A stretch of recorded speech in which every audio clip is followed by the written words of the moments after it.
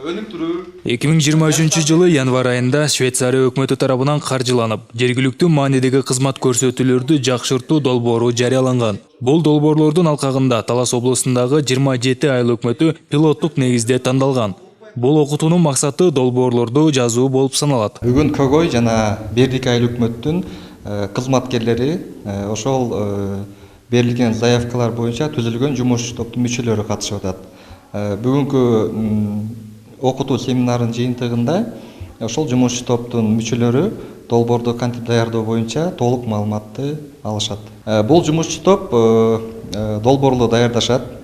Даяр долбоорлор апрель айынын аягында, май айынын башында гранттык комитетке киргизилет. Гранттык комитет бул конкурстук комиссия болуп эсептелинет. Ошол гранттык комитеттен кайсыл айыл өкмөттүн кайсыл долбоор өтө турган болсо, ошого каржылоо алышат.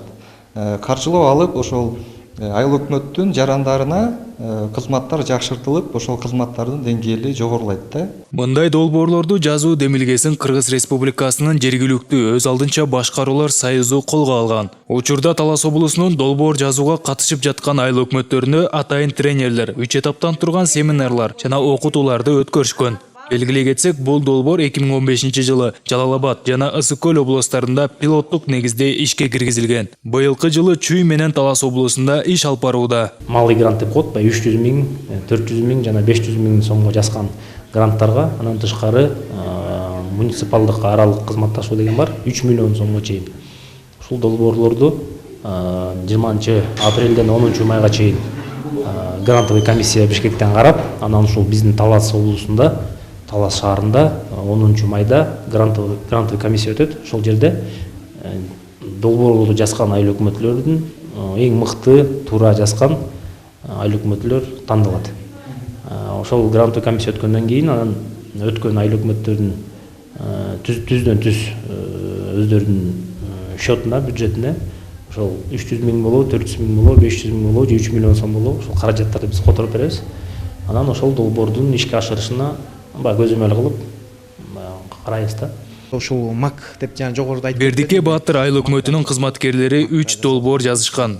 Учурда айыл өкмөт аймагында 3 орто билим берүү мектеби жана 1 бала бакча бар. Заманбап билим берүү үчүн интерактивдүү доска, проектор, компьютерлер менен бирге керектүү техникалык каражаттарга долбоорго камтылган. Жазган долбоорлору өтүп, эми ишке ашуу алдында турат. Муниципалитеттер аралык кызматташтык депчи, ошол долбоорго Калба айыл өкмөтү менен биргеликте ошол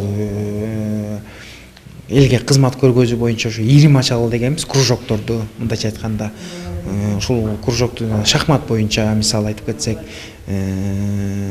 бий боюнча, комуз боюнча, ушу мектеп окуучуларын, айыл тургундарын ушул иримдер аркылуу үйрөтүп, ушулай элге, жергиликтүү элге ошо кызмат көргөзүү боюнча. Бар долбоорлор, көйгөйлөрүбүз аябай көп. Себеп дегенде бул калкты кызмат калкка сапаттуу кызмат көргөзүү боюнча долбоорлорубуз көп. Негизи Кудай буйруса булар ишке ашып кете турган болсо, дагы кийинкилерге дагы аракет кылып атабыз. Мисалы ушул Союз МСУга чоң ыраазычылык айтып кетмекчибиз. Союз МСУнун мүчөлөрүнө терең ыраазычылык айтып кетмекчибиз. Союз МСУ аркылуу башка областтарга да барып, мынакей опыт алмашып келип атабыз. Долбоорлорду тандоодо эң биринчи кезекте жергиликтүү маанидеги маселелер каралат. Ошондой эле бул тренингдин алкагы менен айыл өкмөт башчылары, кызматкерлерин жана жергиликтүү кеңештин депутаттарын Кыргыз Республикасынын мыйзамдары менен туура багытта иштөөнү дагы окутуп, үйрөтүү колго алынган. Сыймык Барманов, Калмурат Мейманбеков, Талас району.